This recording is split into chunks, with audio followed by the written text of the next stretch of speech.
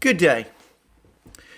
On the day before, President Joe Biden of the United States and President Xi Jinping of China are due to hold their much anticipated virtual summit meeting. The Financial Times has carried a lengthy, flesh-creeping article about Chinese military developments. I should say that I can remember a time when the Financial Times was a newspaper of extreme objectivity and sobriety, especially where international relations were concerned. It has ceased to be that for some time now and has increasingly become a rigidly, even dogmatically Atlanticist news sheet. Anyway, putting all that to one side, the article is quite interesting in that it highlights many of the things which I suspect govern attitudes and thinking in the United States in the relationship between the United States and China. And the article starts with the ominous headline, China's nuclear buildup, one of the largest shifts in geostrategic power ever. And the article is very long and it is behind a paywall. So I'm not going to read it out in full, but it does contain comments like this. It starts on July 27th. China became the first nation to fly a hypersonic glide vehicle, a maneuverable craft that travels at more than 5 times the speed of sound around the Earth. The vehicle was propelled by a rocket that can fly over the South Pole, evading US missile defenses, which are focused on the North Pole, and giving the Chinese another way to hit targets in America. The test was the latest in a series of revelations about China's growing nuclear capabilities that have set off multiple alarm bells in Washington. Earlier this month, the Pentagon said it believes China has accelerated its nuclear plans and will quadruple its arsenal to at least 1,000 warheads by 2030.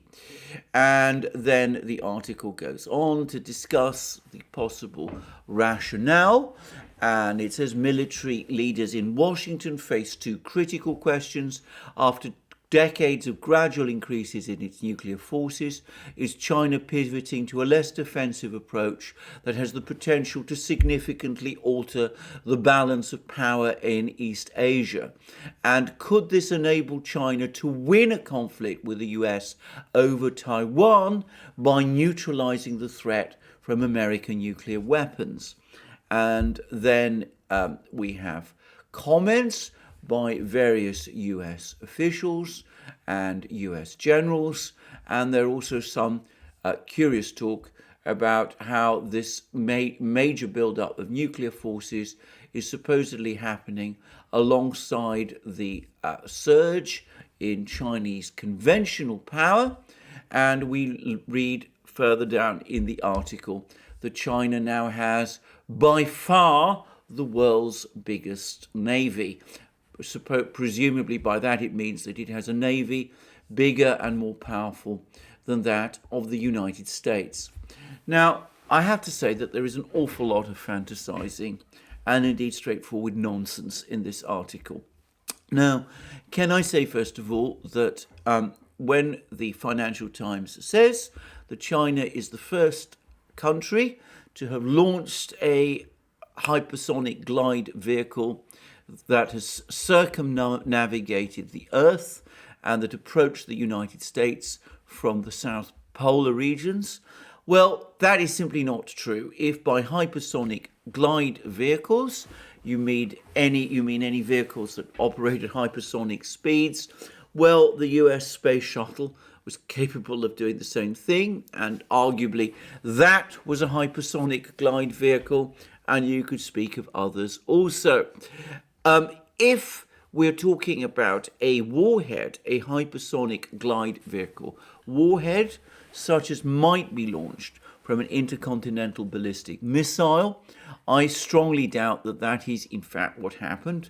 It's now clear, scientists who have studied this test have confirmed, and by the way, they've been able to confirm by looking at multiple Chinese data that can be found in the Chinese media, they've confirmed that the test was not a FOBS type test, a test of planting some kind of vehicle in the upper atmosphere and letting it move along the rotation of the Earth until it reaches an area close to its target and then presumably in some mysterious way accelerates to hypersonic speeds and crashes down upon the Earth and hits the target.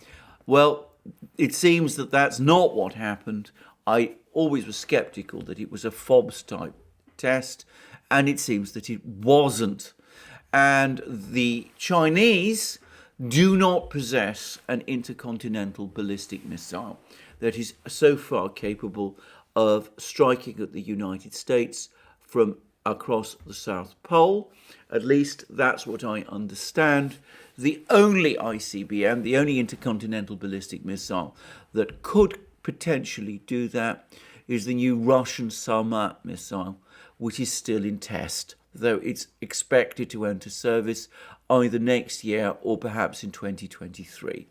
Anyway, putting all that aside, that claim about the hypersonic glide vehicle is wrong.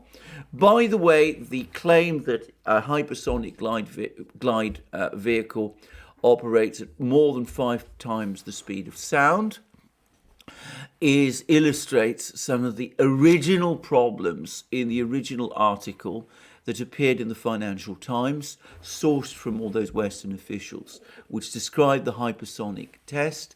We know that the Russian hypersonic avant-garde glide vehicle operates at 27 times the speed of sound, not 5 times the speed of sound, and I am sure that the Chinese hypersonic glide vehicle is at least capable of similar speeds, especially if, as I strongly suspect, they share technologies.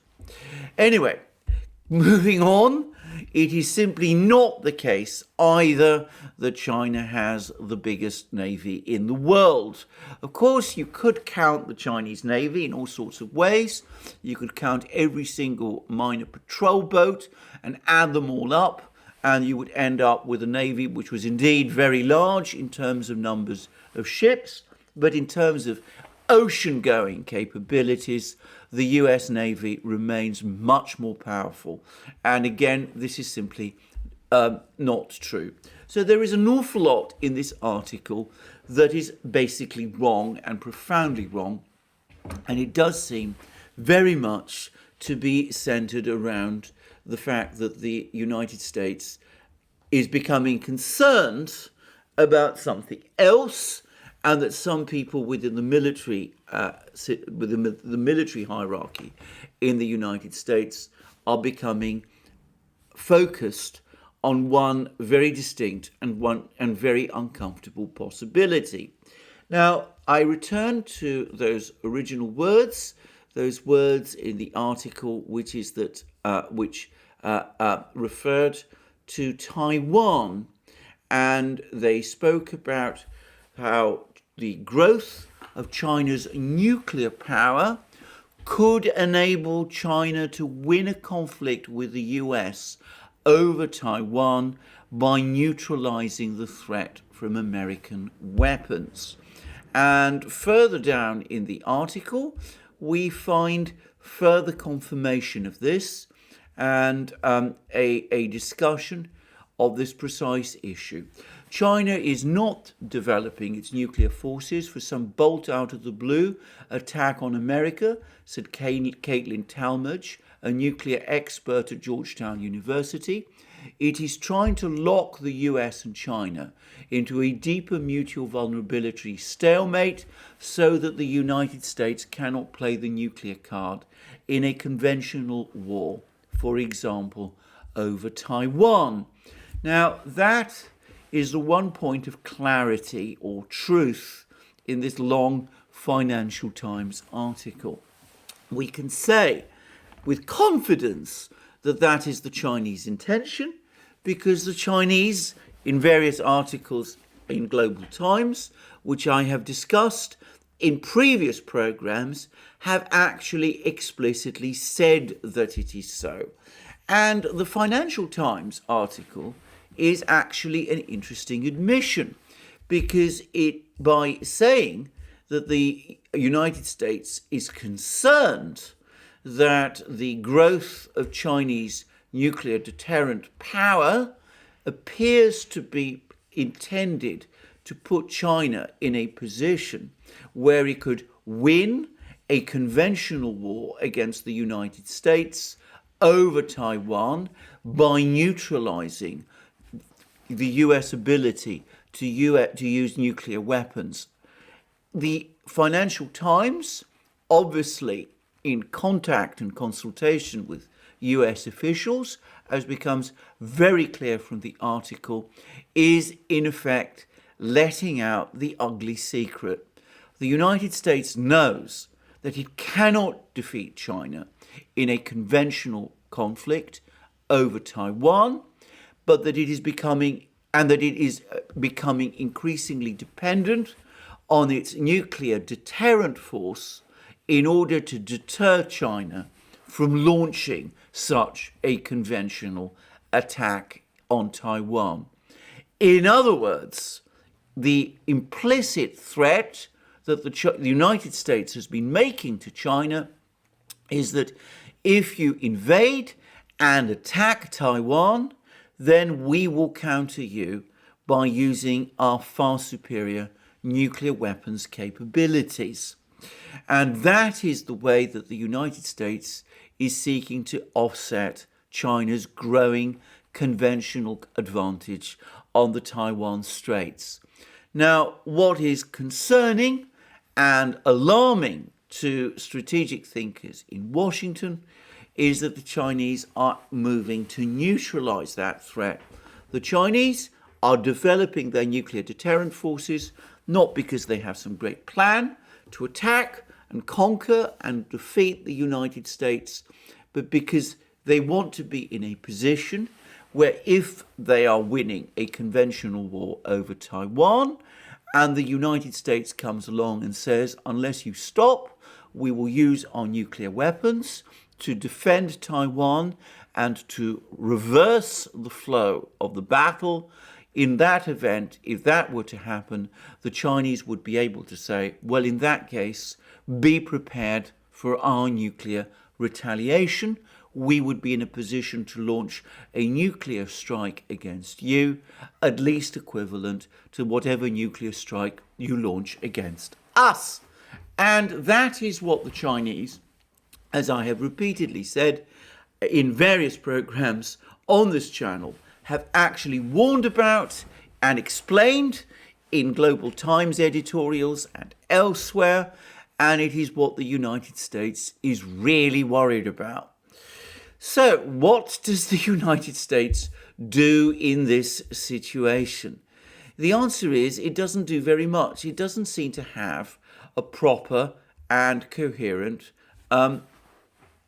options. And it doesn't seem to know how to respond to this military build-up. And it's one thing it could, of course, do is try to enter into a nuclear arms race with China by building nuclear arms in response, more nuclear weapons in response to those which China is building. But of course, that would, in effect, amount to the end of any strategic arms limitation agreements with the Russians, and the Russians would then be at liberty to increase their nuclear arms arsenal also, in a way that would mean that the United States would be confronted with an arms race, not just with one nuclear power, as was the case during the Cold War with the Soviet Union, but with two. And one has to wonder whether the United States, faced by such an arms race against two nuclear powers instead of not one, especially given that those two nuclear powers are in effective alliance with each other, and given that those two nuclear powers in aggregate possess industrial, technological and manufacturing capabilities greater than its own, whether the United States could possibly win such a nuclear arms race. The other option is to try to draw the Chinese into arms limitation talks analogous to the ones that the United States holds and is currently conducting with Russia. The problem, however, here is that the Chinese show no willingness at the moment to enter into such arms limitation talks. They see no reason why they should.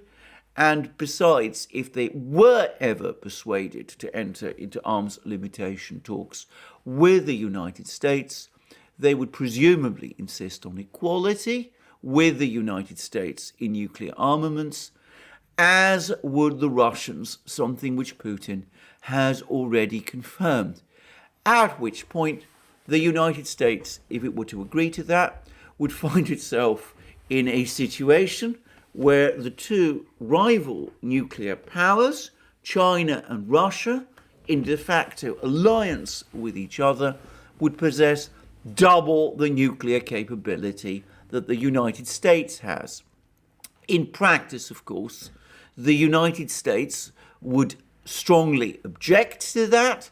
The Chinese and the Russians would probably moderate that position to some extent, but it would still, I think, at the end of such a negotiation, be the case that the aggregate nuclear arsenals of China and Russia would still be greater and stronger than those of the US. So it doesn't seem to me that nuclear arms talks with China are a practical way out of this problem.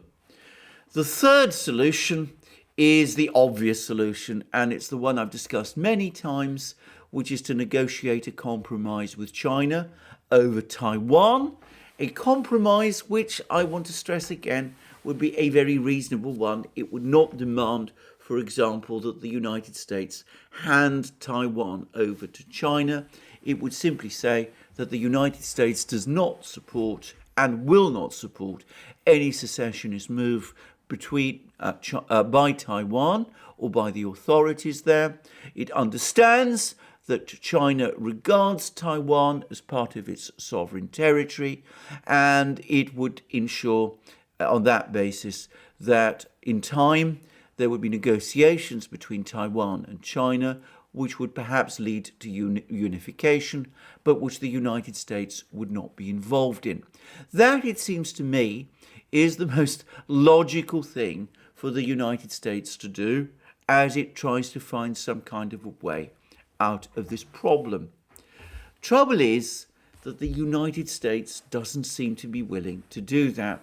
And we have seen that the hardliners on China in the United States, notably Secretary Blinken and National Security Advisor Jake Sullivan, seem to be extremely unwilling to make any kind of concession at all.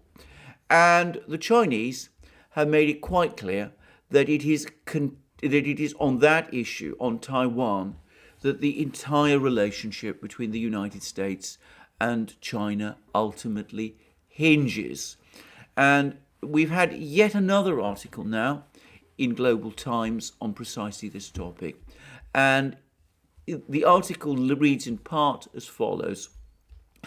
As the Taiwan question is expected to top the Xi-Biden meeting, it is also expected to focus on how to define the China-US relationship, as it is important for the two countries to compete on the basis of common rules. And we see further in this same article that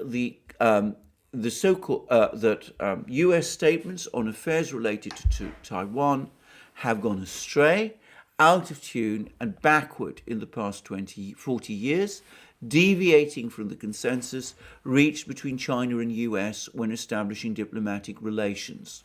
The Chinese Foreign Ministry said on Monday in response to US Secretary of State Antony Blinken's forced comments on the Taiwan question. The so-called Taiwan Relations Act and the Six Assurances to Taiwan were concocted by some domestic forces in the US, which run counter to the three China-US joint communiques. They have put US domestic laws above international obligations and are illegal and invalid. The comments came after Blinken's false comments on the Taiwan question, claiming that the US has made commitments to ensure Taiwan can defend itself. What the US should abide by is the One China principle and the three China-US joint communiques, which are important political consensus between the two countries and the political foundation of China-US relations. Now, and then we go on to read, in the widely anticipated Xi-Biden meeting, Chinese President Xi Jinping will have a frank and in-depth exchange of views with US President Joe Biden on strategic issues concerning the future of China-US relations and important issues of mutual concern. The Taiwan question is expected to top the Xi-Biden meeting. So there we are. The Chinese are building up their nuclear forces to counter the US because, from their point of view, they need that margin of equality with the US on nuclear forces in order to be sure, or at least to be confident, that if there is a war over Taiwan, the United States will not be able to threaten them with nuclear weapons. That is the entire Chinese objective behind China's current nuclear build-up. Given how important Taiwan and the issue of Taiwan is to China, one should not look for any explanations beyond that. Moreover, the Chinese are not going to compromise on their nuclear build-up unless they see the United States take action over Taiwan. And if the United States does not take action over Taiwan, which brings the situation with Taiwan, with respect to Taiwan, back to the status quo, whereby the United States recognizes that Taiwan is part of China and accepts that this is a part of China's zone of interest, and leaves the relations between China and Taiwan alone, so that these two parts of China, as the United States has accepted, sort out their problems between each other. Unless the United States does that, this Chinese strategic nuclear build-up will continue, and it will continue to have that crisis effect, that escalating effect on the geostrategic picture that the Financial Times article is talking about. In other words, a failure to resolve the Taiwan question with China is causing a Chinese nuclear build-up, which is putting the entire US strategic nuclear position, and with it, the basis of US global power, in jeopardy. It could not be more simple, and it could not be more obvious. I would add, and I've discussed this elsewhere, that the same applies equally to the situation in Ukraine. So long as the United States is incapable of settling with Russia the problem of Ukraine, and again, as I've said, a pathway to settling that problem exists in the form of the Minsk Agreement, which has not been implemented because of Ukraine's refusal to implement it. So long as the United States refuses to settle the situation with Russia over Ukraine, the United States will find itself facing a standoff with Russia in Europe, where steadily and incrementally the overall military geostrategic picture is changing again to the US's disadvantage. if the United States wants to resolve this commitments crisis that it is facing and which it is now seeing increasingly over the affairs horizon, then it needs to start talking with the Chinese and the Russians about the things that ultimately are important and which concern them. It cannot pick and choose, go on picking and choosing those topics it wants to discuss with those countries whilst refusing to discuss with those countries those issues which those countries wish in turn to discuss. Will the United States do that? Well, at the moment, the omens are bad. And we've had a comment now from a Russian diplomat who is Sergei Ryabkov, who is the deputy foreign minister of Russia and is someone who many people believe will eventually replace Sergei Lavrov, Russia's current foreign minister, when Lavrov eventually retires, as some expect him before long to do. And Ryabkov on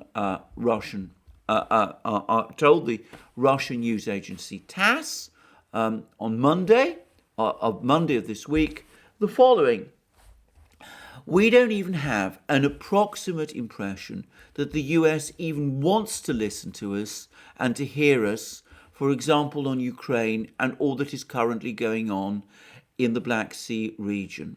A negative energy is being accumulated there. The risks are growing, including potential clashes with the possibility of escalation.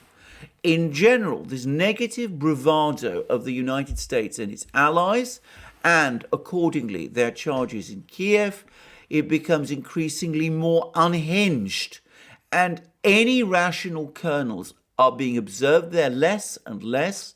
It is permeated both with a provocative rhetoric with regards to us and the material content, also very much so provocative." Now, I think that Ryabkov is actually not just right on the underlying facts, that just as the United States finds it impossible to talk sensibly about Taiwan with China, so it finds it impossible to talk with Russia about Ukraine. Just as Ryabkov is right about the facts, I get the sense that he's also right about the general mood music, in the sense that as the United States finds itself facing a growing commitments crisis, it is becoming increasingly out of touch with reality. We see an increasing flight from reality. US statements of support for both Taiwan and Ukraine become ever more grandiose, even as the prospect of defending either Taiwan or Ukraine gradually melts away.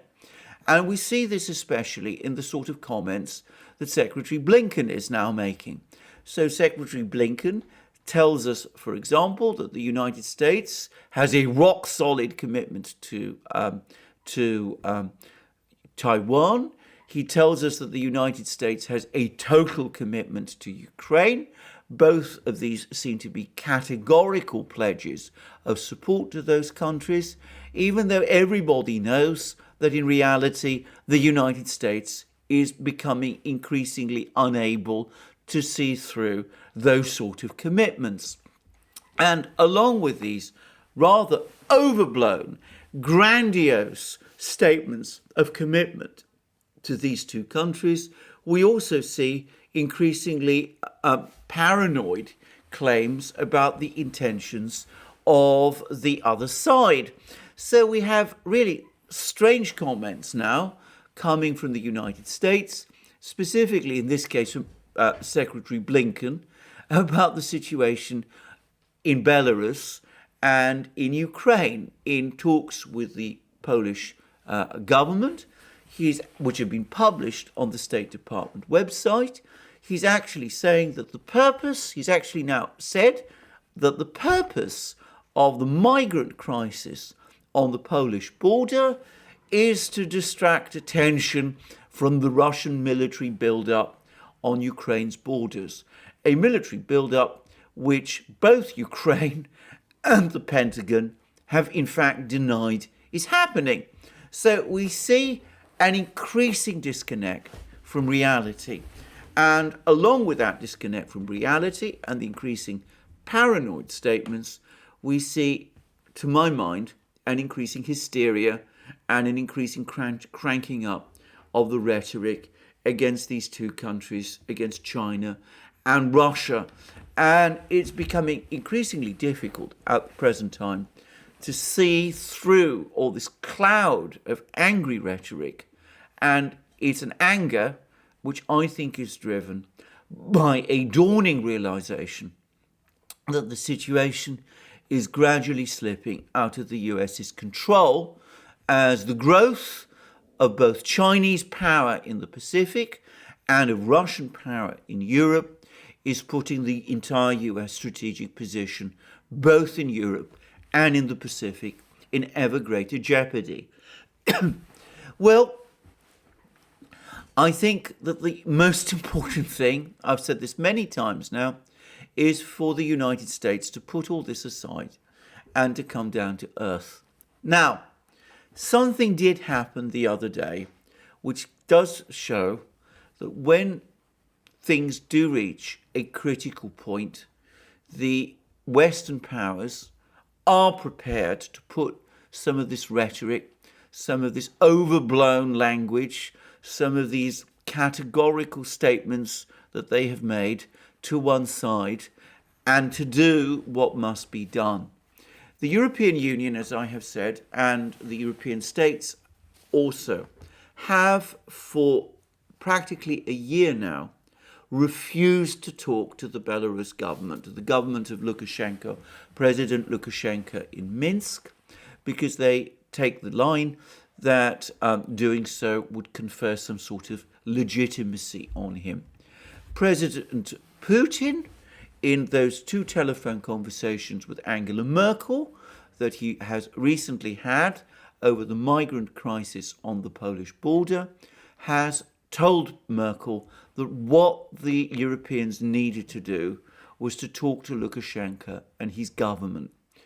And though the Europeans have not wanted to do that, and even though the Europeans are in the process of cranking up sanctions against Belarus even as I speak, they did finally do what Putin said.